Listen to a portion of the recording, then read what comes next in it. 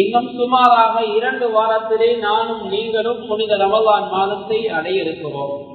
ரமலான் மாதத்திற்கு முன்னதாக நாம் எங்களை தயார் பண்ண வேண்டியிருக்கிறது. அது பெருமதியான மாதம். ஸல்லல்லாஹு அலைஹி வஸல்லம் அவர்கள் இந்த மாதம் வருவதற்கு முன்னால் சஹாபாக்களை விழித்து பயான் செய்தார்கள். உங்களுக்கு ஒரு பெருமதியான பரக்கத்தான மாதம் வர இருக்கிறது என்று ஸல்லல்லாஹு அலைஹி வஸல்லம் பயான் செய்தார்கள். அந்த ரமலானுடைய காலத்திலே செய்யக்கூடிய ஒரு பரவான வணக்கத்திற்கு அல்லாஹ் 70 பரவோடைய கூலியை தருவதாகும். அது மாத்திரமல்ல, ஸல்லல்லாஹு அலைஹி வஸல்லம் அவர்கள் சொன்னார்கள், ஒரு சுன்னத்துக்கு பரவுடைய சவாபுடைய கூலியை தருவதாகும். ரமலானுடைய காலத்திலே யாரெல்லாம் உம்ரா செய்கிறார்களோ அந்த உம்ராவுக்கு அல்லாஹ் கண்ணியமானவர்களை ஹஜ்ஜுடைய சவாப் பெரிய ஒரு கூலியை தருவதாக ஸல்லல்லாஹு அலைஹி வஸல்லம் அவர்கள் ஹதீஸுகளின் ஊடாக எங்களுக்கு சொல்லித் தந்திருக்கிறார். எனவே ரமலானுடைய காலம் என்பது அது பெருமதியான காலம். அதை கழிப்பதற்காக நானும் நீங்களும் இப்போதே நல்ல முறையிலே முயற்சி எடுத்துக் கொள்ள வேண்டும். அன்பான அல்லாஹ்வின் நல்லடியார்களே, பேரமிக்க சகோதரர்களே, ரமலான் மாதம் என்று சொல்கின்ற போது அதை என்னையும் உங்களையும் சுவர்க்கத்திலே சேர்க்க வந்த மாதம் ரமலான். ரமலான் என்று சொல்லக்கூடிய மாதம் எங்களுடைய பாவங்களை சுத்தரிக்க வந்த மாதம் ரமலான். என்னையும் உங்களையும் தூய்மையாக்க வந்த மாதம் ரமலான். ஏழை எளிய மக்களுடைய கஷ்டங்களிலே பங்கெடுப்பதற்காக எங்களுக்கு ஒரு சந்தர்ப்பத்தை அல்லாஹ் வருடத்திலே தருகின்ற ஒரு மாதம் தான் ரமலான். ஏழைகளுடைய பசியும் இப்படித்தான் என்று உணர்வதற்காக அல்லாஹ் தந்திருக்கின்ற மாதம் தான் ரமலான். அன்பானவர்களே, எங்களுடைய வேலை பணிகளுக்கெல்லாம் நம்ம லீவுகள் கொஞ்சம் விடுமுறையை கொடுத்து விட்டு அல்லாஹ்வோடு மிக நெருக்கத்தை ஏற்படுத்தக்கூடிய மாதம் தான் ரமலான். அல்லாஹ்வுடைய கலாம் குர்ஆன் இறக்கப்பட்ட நிறைய நிகழ்வுகள் வரலாற்றிலே இடம்பெற்ற மாதம் தான் ரமலான். அத்தகைய ரமலானை அடைவதற்கு முன்னதாக நானும் நீங்களும் ஆயத்தமாகிக் கொள்ள வேண்டும். அந்த ஆயத்தங்களிலே பல ஆயத்தங்கள் இருக்கின்றன. உடல் சார்ந்த ஆயத்தம், உறுப்புகள் சார்ந்த ஆயத்தம். அதே போன்று கண்ணியமானவர்களை எங்களை உடம்பால் நாங்கள் நோம்பு முடிக்கின்றோம். எங்களை உடம்பை நாங்கள் தயார்படுத்திக் கொள்ள வேண்டும். சத்துள்ள உணவுகளை சாப்பிட்டு தைரியமாக உற்சாகமாக இருந்து கொள்ள வேண்டும். கண்ணியமானவர்களே, பலவீனமான முறையில நாங்கள் நடந்து கொள்ளக்கூடாது. உடம்பை பலவீனப்படுத்தக்கூடிய விளையாட்டுகளை விளையாடிவிடக் கூடாது. அநியாயமாக நேரத்தை போக்கக்கூடாது. அதே போல உடல் உறுப்புகளை பாதுகாத்துக் கொள்ள வேண்டும். உறுப்புகளால் நல்லதை பேச பழகிக் கொள்ள வேண்டும். அன்பானவர்களை, குர்ஆன் ஓதுவதற்கு ஆரம்பத்திலே பயிற்சி எடுத்துக் கொள்ள வேண்டும். நல்ல நல்ல விடயங்களை நாவினூடாக பேச பழகிக் கொள்ள வேண்டும். இப்படி நாங்கள் உடல் ரீதியான ஆயத்தம், உறுப்பு ரீதியான ஆயத்தம், அதே போன்று உள ரீதியான உள்ளம் ரீதியான ஆயத்தம். எங்களுடைய உள்ளம் கல்வி அல்லாஹ்வோடு தொடர்பாக இருக்க வேண்டும். அன்பானவர்கள், எங்களுடைய உள்ளம் சீராக இல்லை என்றால் நாங்கள் செய்யக்கூடிய ஏனைய அமல்கள் சீராக இருக்காது. எனவே எங்களுடைய அமல் சீராக இருக்க வேண்டும் என்றால் எங்களுடைய உள்ளம் சீராக இருக்க வேண்டும். ஒரு மனிதன் வெளிரங்கத்தில் எவ்வளவுதான் அமல் செய்தாலும், எவ்வளவுதான் தர்மம் கொடுத்தாலும், எவ்வளவுதான் நோம்பு நோற்றாலும், அந்த உள்ளம் சீர்கட்டிருந்தால் அந்த வெளிரங்கங்களால் செய்யக்கூடிய அமல்களுக்கு எந்த கூலியுமே கிடையாது. நிறைய பேசியிருக்கிறார்கள் அந்த உள்ளத்துடைய நிவாரணிகள் சம்பந்தமா. கண்ணியமானவர்களை, உள்ளத்துக்கு ஒரு நிவாரணி அல்லாஹ் குர்ஆனை தந்திருக்கிறான். குர்ஆனோடு நெருங்கிய தொடர்பை ஏற்படுத்திக் கொள்ள வேண்டும். அதே போல ரமலானுக்கு முன்னதாக ரமலானுடைய மாதத்திலே செய்யக்கூடிய மிக முக்கியமான ஒரு இபாதத் தான் சதகாவுடைய இபாதத், தர்மம் செய்கின்ற இபாதத். அன்பானவர்களே, தர்மம் என்று சொல்லக்கூடிய அமல் இருக்கிறதே, அது ஒரு சாதாரணமான அமல் அல்ல. சில அமல்கள் விடுபட்டா எங்களுக்கு கவலை பெருசா வராது. ஆனா சதகாவுடைய அமல் விடுபட்டா சாதாரணமான கவலை இல்ல. இந்த உலகத்துல மனிதனுடைய உயிர் பிரியக்கூடிய சந்தர்ப்பத்திலே கவலை ஸ்டார்ட் ஆகும். அதுக்கு பின்னால மௌத்தா போறதுக்கு பின்னாலேயும் கவலை, சுவர்க்கம் போனாலும் கவலை, நரகம் போனாலும் கவலை. அல்லாஹ் தஆலா பரிசுத்த அல் குர்ஆனிலே சொல்லுகின்றான், கண்ணியமானவர்களே, சக்கராத்துடைய சந்தர்ப்பம், உயிர் பிரியக்கூடிய சந்தர்ப்பம். இந்த சந்தர்ப்பத்திலே மனிதன் சொல்லுவான், மா அக்னா அன்னி மாலியா ஹலக அன்னி சுல்தானியா. என்னுடைய பணம் எனக்கு பிரயோஜனம் தரலையே, என்னுடைய சொத்து செல்வம் எனக்கு பிரயோஜனம் தரலையே. கண்ணியமான அல்லாஹ்வின் நல்லடியார்களே, உயிர் பிரியக்கூடிய சந்தர்ப்பத்திலே நாளைய மறுமை நாளில் இந்த மனிதன் கவலைப்படுகின்ற பல விடயங்களை அல்லாஹ் சொல்லி காட்டுகிறான். உயிர் பிரியக்கூடிய சந்தர்ப்பத்திலும் இந்த மனிதன் கவலைப்படுவான், அதையும் அல்லாஹ் சொல்லி காட்டுகிறான். அல்லாஹ் சொல்லுகிறான், ஹயாத்தோடு வாழுகின்ற போது தர்மம் கொடுத்துக் கொள்ளுங்கள், மற்றவர்களை வாழ வைத்துக் கொள்ளுங்கள். அல்லாஹ் சொல்லுகிறான், லௌலா அஃபர்தனி இலா அஜலின் கரீப் ஃபஅஸ்ஸதக வஅகும் மினஸ் ஸாலிஹீன். மனிதன் சக்கராத்துடைய சந்தர்ப்பத்தில் யா அல்லாஹ் என்ன கொஞ்ச நேரம் திருப்பி அனுப்புவாயாக. எதற்கு திருப்பி அனுப்புமாறு அல்லாஹ்விடத்தில் கேட்கிறான். கண்ணியமானவர்களே, இருப்பதை கொடுப்பதற்காக, தர்மம் செய்வதற்காக, மற்றவர்களை வாழ வைப்பதற்காக அனுமதி கேட்கிறான். ஆனால் அந்த ஆயுள் பிச்சை கேட்கின்ற மனிதனுக்கு அல்லாஹ் இந்த உலகத்திலே ஆயுள் பிச்சை கொடுக்க மாட்டான். அல்லாஹ் பாதுகாக்க வேண்டும். கனிமனாரும் நீங்கள் சக்கராத்துடைய சந்தர்ப்பத்தில் அப்படி நடந்து கொள்ள கூடாது என்பதற்காகத்தான் இந்த உலகத்தில் தர்மம் கொடுத்து விட்டால் சக்கராத்தில் அப்படி இருக்க வராது.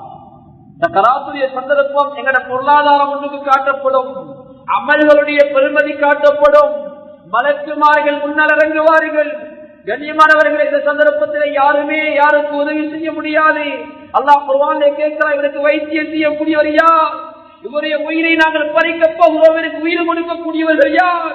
அன்பானவர்களை யாரும் உயிர் கொடுக்க முடியாது. நாங்கள் செய்த நல்லறங்கள் தான் எங்களுக்கு சக்கராத்தில் உதவியாகும். மௌத்தா போனதுக்கு பின்னால மறுமையில கவலை ஏற்படுமா? அதுனா அன்னி மாலியா ஹலக அன்னி சுல்தானியா, ஏன் பொருளாதாரம் எனக்கு பிரயோஜனம் தரலின்னு கவலைப்படுவான். சுவர்க்கம் போனாலும் கவலை, நரகம் போனாலும் கவலை. தர்மம் கொடுக்காதால் அல்லாஹ் தஆலா சில மனிதர்களை என்ன செய்வான் தெரியுமா? சுவர்க்கத்தில் அனுப்புவான். சுவர்க்கத்தில் இருக்கின்ற அந்த சீதேவிகள் நரகிலே கருகி கொண்டிருக்கின்ற சக்கர் என்ற நரகிலே கருகி கொண்டிருக்கின்ற பாவிகளை பார்த்து கேட்பார்கள்.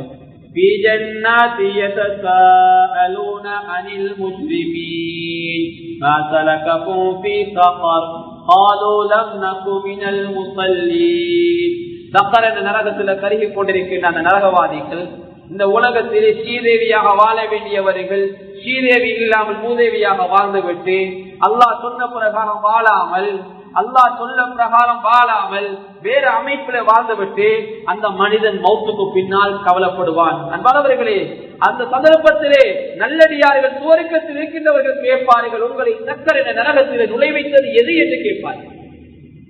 சக்கர நரகத்திலே கருகி கொண்டிருக்கின்ற பாவிகள் 4 பதில்களை சொல்லுவார். முதலாவது சொல்லுவார்கள்,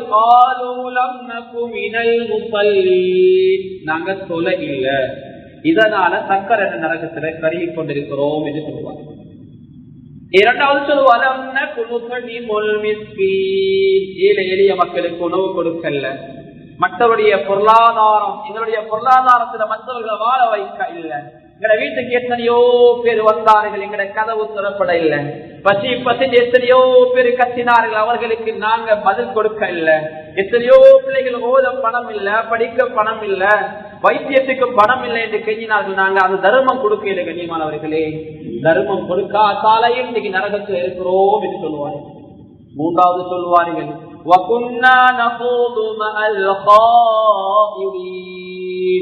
நேரத்தை வீணடிப்போர் சேர்ந்து நாங்களும் எங்க நேரத்தை வீணடிச்சு கொண்டிருந்தோம்.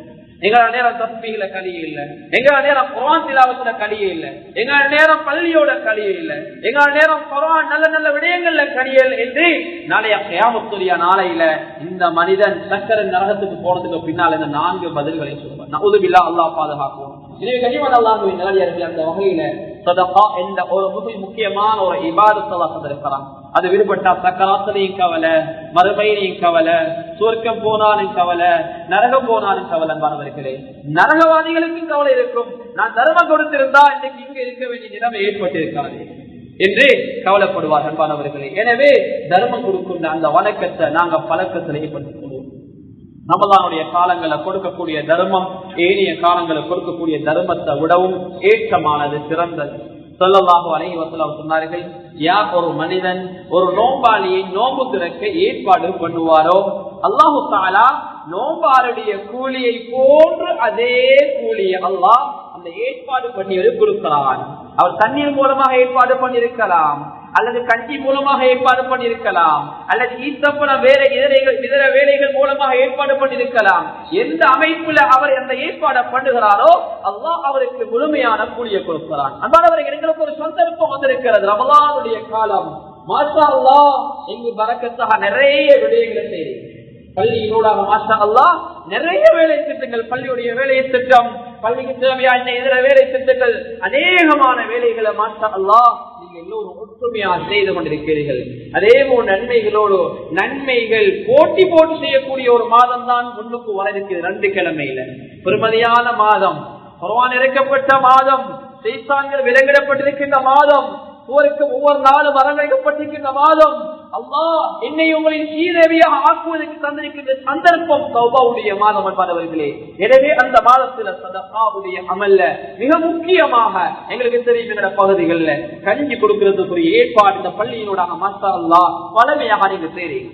அல்ஹம்துலில்லாஹ். அந்த வகையில நாங்க ஒருத்தர் என்ன செய்கிறோம் என்றா ஒரு கஞ்சி கொடுக்கிறோம் என்றா சாதாரணமாக முழு ஊருடைய நோம்பும், முழு ஊருடைய மக்கள் சுமாராக அந்த ஊர்ல 150 பேர் நோம்பாளில் வச்சுக் கொள்வோம், அல்லது 200 பேர் நோம்பாளில் வச்சுக் கொள்வோம். 200 பேரும் இந்த மனிதனுடைய கஞ்சியின் மூலமாக வயிறு நிரம்புகிறார். ஈத்தம்பலத்தினூடாக நோம்பை திறந்து அந்த வயிறை என்ன செய்கிறார், இந்த கஞ்சியினூடாக நிரப்புகிறார் என்றால் அந்த 200 பேருடைய நன்மையும் அல்லாஹ் இந்த கஞ்சிக்குரிய ஏற்பாடு பண்ணியவருக்கு அல்லாஹ் கொடுக்கிறார். சாதாரணமான விஷயம் கனிமா. இதான் ரமலானுடைய காலங்கள்ல சில பள்ளிகளை பார்க்கிறோம், சில ஹாஜிமார்கள், சில தனவந்தர்கள், சில அரபிமார்கள் 30 கஞ்சியை மாஷா அல்லாஹ் பொருட்படுத்தி விடுவார். 27ஆம் நாள் நோம்பும் அல்லது கடைசி ஒற்றைப்படை நாட்களுடைய நோம்பும் அதற்குரிய இரவு உணவை, தங்களுடைய உணவை பொருட்படுத்தி விடுவார்கள். அன்றைய நாள் என்னுடைய உணவினூடாக நோம்பு இருக்கட்டும் என்று அந்த முழு நோம்பையும் அடைந்து கொள்வதற்காக கண்ணியமானவர்கள் சில இடங்களை நாங்க பார்க்கிறோம். நாகல்ல அண்மையில் ஒரு பகுதிக்கு நான் பயானுக்கு போனா 27ஆம் நாள் கண்ணியமானவர்கள் அந்த ஊருக்கு மாறாக 450-500 குடும்பம், அந்த முழு ஊரும் ஆண்கள் பெண்கள் அன்றைய நாள் முழு பள்ளியில இபாதத் 27ஆம் நாள் ஒற்றைப்படை நாட்களை ஹயாத்தாக்கினார்கள். 21, 23, 25, 24 பள்ளிகளை ஹயாத்தாக்கி 27ஆம் நாள் அந்த பெரிய பள்ளிக்கு அந்த நிகழ்ச்சி எடுத்திருந்தார்கள். மாஷா அல்லாஹ் வந்திருக்கின்ற அந்த 450 குடும்பத்துக்கும் அங்குதான் அந்த அளவு போட்டி போட்டு நன்மைகள் செய்யக்கூடிய மாதம் தான் ரமலானுடைய மாதம் வர இருக்கிறது. எனவே எங்களால் முடியுமான தர்மத்தை கொடுத்துக் கொள்ளுங்கள். புகார் ஒரு ஹதீஸ் பதிவு செய்யப்பட்டது. ஸல்லல்லாஹு அலைஹி வஸல்லம் சொன்னார்கள், யாருடைய பொருளாதாரம் ஏழை எளிய மக்களுக்கு பயன் தர இல்லையோ, யாருடைய பொருளாதாரத்துல ஜக்காத்து கொடுப்பது இல்லையோ, யாருடைய பொருளாதாரத்துல ஏழை எளிய மக்களுடைய சொத்துகள் கலந்திருக்கிறதோ ஸல்லல்லாஹு சொன்னார்கள், யகூனு கன்சு அஹதிகு யௌமல் கியாமத்தி சுஜாஅன் அக்ரா. நாளைய கியாமத்துடைய நாளையில இந்த உலகத்துல வாழுகின்ற போது மனிதன் தர்மம் கொடுக்காமல் மற்றவர்களை வாழ வைக்காமல் வாழ்ந்தால் அல்லாஹ்வுடைய பொருளாதாரத்தை விஷமுள்ள பாம்பாக மாற்றுவான். சுஜாஅன் அக்ரா, விஷமுள்ள பாம்பாக மாற்றுவான். நஊதுபில்லாஹ். அல்லாஹ் பாதுகாக்கும். இரவு பகலா கஷ்டப்படும், இரவு வழங்காது பகல வழங்காது. சிலவங்களுக்கு இரவெல்லாம் பகல போல, இரவெல்லாம் பகல போல விழிச்சிருப்பாரே. கண்ணியமானவர்களே, 2-3 மணிக்கு பிசினஸ் பயணம் போவாரே, இரவில் 1 மணிக்கு கோல் வந்தாலும் பிசினஸ் கோல ஆன்சர் பண்ணுவாரே. இப்படி சிலருடைய காலம் போய்கொண்டிருக்கிறது. எனவே கண்ணியமான அல்லாஹ்வின் நல்லடியார்களே, எதை சொல்லுகிறேன் என்றால் அல்லாஹ் எங்களுக்கு ஒரு சந்தர்ப்பத்தை தந்திருக்கிறான் தர்மம் கொடுப்பதற்காக. எனவே அந்த தர்மத்தை கொடுத்து அதிக நன்மைகளை தேடிக் கொள்வதற்காக நானும் நீங்களும் முயற்சி எடுத்துக் கொள்ள வேண்டும். எனவே அன்பான அல்லாஹ்வின் நல்லடியார்களே, அது மாத்திரமல்ல, அந்த புகாரி ஹதீஸ் கிதாபிலே பதிவு செய்யப்பட்டிருக்கிற இன்னும் ஒரு செய்தி என்ன செய்திருந்தார் கண்ணியமானவர்களே, அந்த பாம்பு அந்த மனிதனை தூண்டிக் கொண்டிருக்கும். அனகன்சுக்க அனமாலுக்க, நான் தான் உன்னுடைய பொக்கிஷம், நான் தான் உன்னுடைய செல்வம், நான் தான் உன்னுடைய பணம் என்று அந்த மனிதனை சுற்றி அவனுக்கு தண்டனையை கொடுத்துக் கொண்டிருக்கிறார். நாங்க கஷ்டப்பட்டு உழைத்த பணம் எங்களுக்கு எதிராக மறுமையில் அல்லாஹ் காட்டுவான். எதனோடாக அது நல்ல விஷயத்துக்கு பயன்படுத்தல. நல்லா பாதுகாக்கும். ரமலானுடைய காலம் அல்லாஹ் சந்தர்ப்பத்தை தந்திருக்கிறார். முடியுமான வகையில் தர்மங்களை கொடுக்கிறது. ஆனா சில பகுதியில மாஷா அல்லாஹ் பார்க்கிறோம், ஏழை எளிய மக்கள் நல்ல தர்மம் கொடுக்கிறாங்க. ஆனா வசதிக்காரருடைய தர்மம் குறைவாக இருக்குது. மாஷா இந்த பாதையை பொறுத்தவரை எல்லாரும் மாஷா அல்லாஹ் தர்மங்களை போட்டி போடுறீங்க. யாரும் கொடுக்காம தடுத்து வைத்துக் கொள்ளாதீங்க. தடுத்தா அல்லாவும் தராம தடுத்து வைத்துக் கொள்வான். யாரும் கொடுக்காம முடிச்சு போட்டு வைத்தால் அல்லாவும் முடிச்சு போட்டு வைத்துக் கொள்வான். யாரு எண்ணி கொஞ்சம் கொடுக்குறாங்களோ, இந்த மாதம் ஒரு கஞ்சி கொடுத்துட்டே போதும், மத்தப்பள்ளி கஞ்சி கொடுக்க தேவையில்லை, இஃப்தாருக்கு ஏற்பாடு பண்ண தேவையில்லை, வேற வேற வேற செய்ய தேவையில்லைன்னு யாரெல்லாம் கணக்கெடுத்து எண்ணி கொடுக்கிறாங்களோ அல்லாஹ்வும் அந்த மக்களுக்கு எண்ணி தான் கொடுக்கணும். அல்லாஹ் யாருக்கு கிள்ளி கொடுப்பது கிடையாது. நாங்க தான் கிள்ளி கொடுக்கிறது, நாங்க சத்தம் கேட்கிற பைசா கொடுக்கிறது. ஆனா அல்லாஹ் கொடுக்க நாடினா யாராலையும் தடுக்க முடியாது. அல்லாஹ் கொடுக்காம எங்களை விட்டு விட்டா எங்களுக்கு யாராலையும் தர முடியாது. அதெல்லாம் சொல்லுவாங்க எங்களோட வாழ்க்கையில. எங்களோட வாழ்க்கையில நிறைய பேர் சொல்லுவாங்க, எவ்வளவுதான் கொடுத்தாலும் அவர கஷ்டத்தை போக்கிடுமா, அவர கடனை என்னால் அடைக்கலுமான்னு சொல்லுவாங்க. அதுதான் சொல்லவர்கள் எதை வந்த கதைமார்களே, அல்லாஹ் யாருக்கு கொடுக்க நாடினானோ அதை எங்களை யாரையும் தடுக்க முடியாது. அல்லாஹ் கொடுக்க விட்டு விட்டா அவருக்கு யாரு கொடுத்தாலும் அவர் அங்கே கண்ணியமானவர்களே அவர் மேல வருவார். அதனால அல்லாஹ் தந்திருக்கிற செல்வம் ஏழை மக்களுடைய பணத்தையும் சேர்த்து தான் அல்லாஹ் எங்களை கையில தந்திருக்கிறார். இன்னைக்கு தனவந்தர் யோசிக்கலாம், அல்லாஹ் நிறைய பணத்தை தந்திருக்கிறான், பக்கத்து வீட்டுல ஒரு மிஸ்கின் அவங்களோட பணத்தை சேர்த்து தான் எங்களுக்கு தந்திருக்கலாம். எனவே அவங்களை கவனிப்பது எங்களோட கடமை, எங்களோட பொறுப்பு. அந்த விஷயங்கள்ல இந்த ரமலானுடைய காலங்கள்ல இஃப்தாருடைய ஏற்பாடுகள், முடியுமான ஈட்டுப்படக்கூடிய ஏற்பாடுகள், நிறைய விடயங்கள் எங்களால முடியுமான விஷயங்களை செய்யுது. இப்படிய விஷயங்கள் நடந்தா இரவு நேரங்கள் அதுக்குரிய டீ சப்ளை வர சின்ன சின்ன வேலைகளை செய்து அந்த பிள்ளைகளை உற்சாகப்படுத்துறது, நிறைய நல்ல காரியங்கள் இன்ஷால்லா ஆரம்பிங்க. தர்ஜுமத்து குர்ஆன் எடுத்து குர்ஆனை படியுங்க, குர்ஆனோட தொடர்பை ஏற்படுத்துங்க. கண்ணியமானவர்களை, குர்ஆனை எந்த அளவு நாங்க தூரமாக்குறோமோ, ஆனா நாங்க தூரமாக்கினால் ஒரு சமுதாயம் குருவான் இருக்குமா? வலிதி இப்னு முஹீரா இஸ்லாம் இல்லாத ஒரு சகோதரர், அவர் குர்ஆனை பத்தி சொல்றார், வல்லாஹி இன்ன லஹு லஹலாவா வ இன்ன அலைஹி லதலாவா வ இன்னஹு யஅலு வ லா யஉலு அலைஹி. குர்ஆன் எவ்வளவு கவர்ச்சியா இருக்குது, குர்ஆன் எவ்வளவு இனிமையா இருக்குது. நாளுக்கு நாள் குர்ஆன் கூடிய அதனுடைய அந்தஸ்து கூடிக்கொண்டு உயர்ந்து கொண்டு தான் போது, சார்ந்தது கிடையாது. எனவே கண்ணியமா இஸ்லாம் அல்லாதவர்கள் குர்ஆனை விளங்குகிறார்கள், படிக்கிறார்கள். நானும் நீங்களும் குர்ஆனை ஒரு தோப்பை ஏற்படுத்துகிறோம், மட்டும்தான் பயன்படுத்துறோம். அப்படி இருக்காதுங்க. யாரும் குர்ஆனோடு எல்லாரும் தொடர்பை ஏற்படுத்து, குர்ஆனோடு நெருங்கிய தொடர்பை ஏற்படுத்து. தர்மங்கள் அதிகமாக கொடுத்து அதிகமாக நன்மைகளை பெற்று எங்க தாய் தாப்பன் கபரா இருப்பாங்க, எங்க குடும்பத்துல நோயா இருப்பாங்க, எங்களோட பிள்ளையுடைய சேவைகள் நிறைய இருக்கு, படிப்புடைய சேவை, ஓதுடைய சேவை, இது எல்லாத்தையும் நீயத்துல வச்சு தர்மம் கொடுங்க. அல்லாஹ் உங்களை நீயத்துல கைராக்கி தருவான். தர்மம் கொடுப்ப எதுக்காக? எங்களோட துஆ கபூலாக வரும். தர்மம் கொடுப்ப எதுக்காக? நானும் நீங்கள் சுவர்க்கத்தில் நுழைய வேண்டும். தர்மம் கொடுப்ப எதுக்காக? பலாய் முசீபத்துகள் இதெல்லாம் பாதுகாக்கணும், நல்ல மௌத்து அல்லாஹ் எங்களுக்கு தரணும், எங்களோட பொருளாதாரத்துக்கு எல்லாம் பாதுகாப்பு தரணும். கண்ணியமானவர்களே, இந்த உலகத்தில் ஆக பெரிய பாதுகாப்பு தமிழ்ச்சி முடிக்கிற பகுதியாக ஆக பெரிய பாதுகாப்பு இந்த உலகத்துல பொருளாதாரத்துக்கு மிகப்பெரிய இன்சூரன்ஸ் எது தெரியுமா? சதக்காவும் ஜகாத்தும். இது ரெண்டை விட பொருளாதாரத்துக்கு பெரிய ஒரு பாதுகாப்பு கிடையாது. யாருடைய பொருளாதாரம் அதிகமாக இருக்குதோ, நிசாபை தாண்டி இருக்குதோ, அவங்க ஜகாத்து கொடுத்து பொருளாதாரத்தை சுத்தப்படுத்திக் கொள்ளும். யாருடைய பொருளாதார குறை இருக்குதோ அவங்க சதக்கா கொடுத்து அந்த பொருளாதாரத்தை சுத்தப்படுத்திக் கொள்ளும். அப்படி இல்லைன்னா கண்ணியமானவர்களுடைய தாய் தந்தை செய்த தொழில், தகப்பனுடைய அந்த தொழில் பிள்ளைக்கு கிடைக்காம போகலாம். பிள்ளை ஒரு காலத்துல பிச்சை வாங்கலாம், வாப்ப மல்டி மில்லியனா இருப்பாரு, முழு ஊருக்கு தொழில் கொடுத்திருப்பாரு. கனிமாக எதை சொல்ல வருகிறேன்னா, அல்லாஹ் சொல்லிருக்கிற புத்திமதிகள் குர்ஆன் ஹதீஸின் ஊடாக எங்களுக்கு தெளிவுபடுத்தப்பட்டிருக்கிற விடயங்கள் தர்மம் கொடுக்கின்ற போது அது குறைவது கிடையாது, அது அதிகமாகுது. அதே போல இன்னொருத்தர நாங்க மன்னிக்கின்ற போது நாங்கள் தாழ்வது கிடையாது, நாங்கள் உயர்கிறோம். எனவே கண்ணியமானவர்களே, இந்த ரமலானுடைய காசு அதிகமாக தர்மங்கள் கொடுத்துக் கொள்வோம், அதிகமாக நல்ல அமல்கள் ஈடுபட்டுக் கொள்வோம். எனவே வல்லவன் அல்லாஹ் சுப்ஹானஹு வ தஆலா நன்மைகளை போட்டி போட்டு செய்யக்கூடிய கூட்டத்தில் அல்லாஹ் இறைவா எங்களை நீ சேர்த்துக் கொள்வாயாக. யா அல்லாஹ், நாளைய கியாமத்துடைய நாளையிலே நல்லடியார்கள் கொடுக்கும் எல்லா நலவுகளையும் எங்களுக்கு தந்துடுவாயாக. யா அல்லாஹ், நாளை மறுமை நான் நல்லோர்கள் எங்களை சேர்த்து வைப்பாயாக. யா அல்லாஹ், இப்போது ஆரோக்கியமாக இருப்பதை போல அதே போன்று ரமலானை அடைகின்ற போதும் ஆரோக்கியத்தை எங்களுக்கு தந்துடுவாயாக. இந்த துஆவை தனிப்புரி திருப்பியை கொண்டு ஏற்றுக்கொள்வாயாக. ஆமீன் ஆமீன். வ ஆஃபிரு தவானா அனில் ஹம்துலில்லாஹி ரப்பில் ஆலமீன்.